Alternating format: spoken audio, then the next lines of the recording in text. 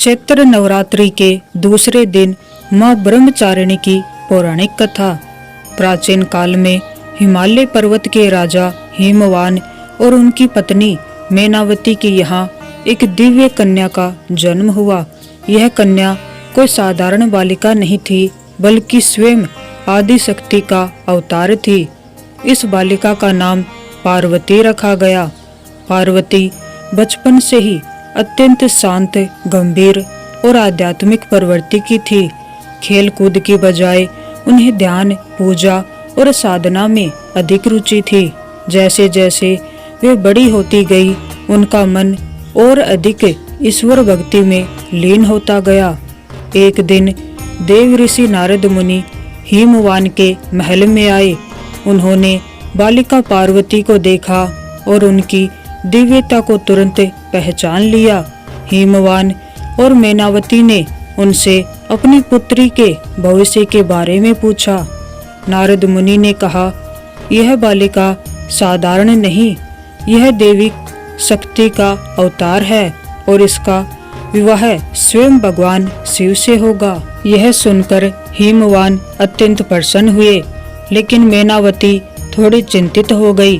भगवान शिव का स्वरूप अत्यंत विरक्त, योगी और तपस्वी था।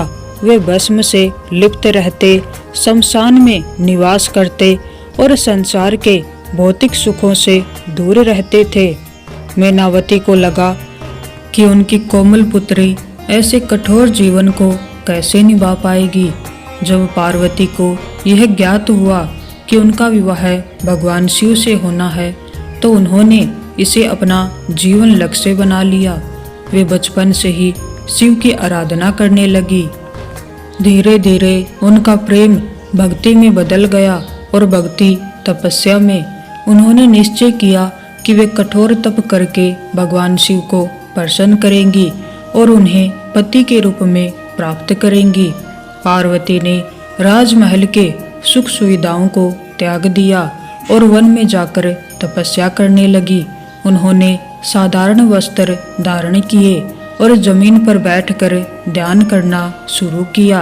उनकी तपस्या धीरे धीरे और कठोर होती गई।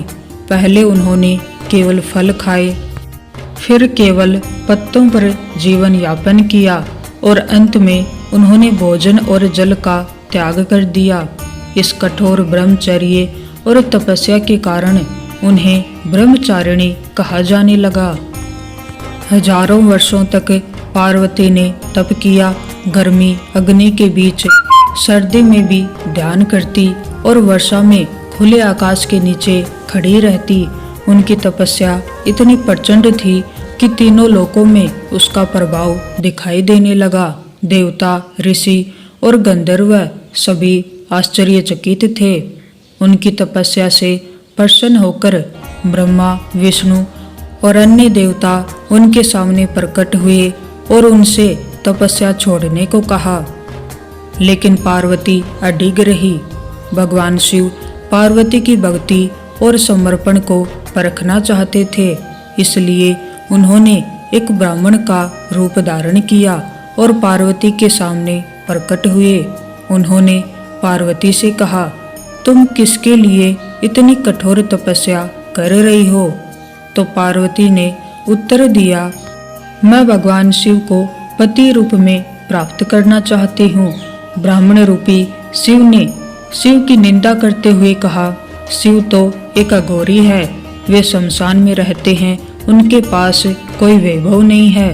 तुम जैसी सुंदर और राजकुमारी को उनसे विवाह नहीं करना चाहिए। यह सुनकर पार्वती क्रोधित हो गई। उन्होंने दृढ़ता से कहा, आप भगवान शिव के बारे में ऐसा नहीं कह सकते। वे ही सर्वोच्च हैं, वे ही मेरे आराध्य हैं।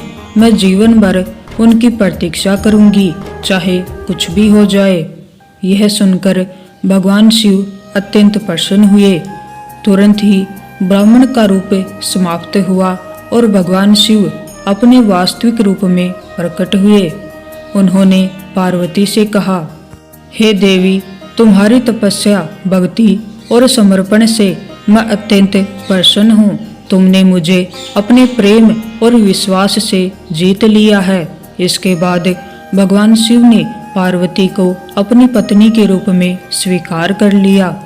भगवान शिव और पार्वती का विवाह अत्यंत भव्य और दिव्य रूप से संपन्न हुआ। इसमें सभी देवता, ऋषि और गंधर्व उपस्थित हुए।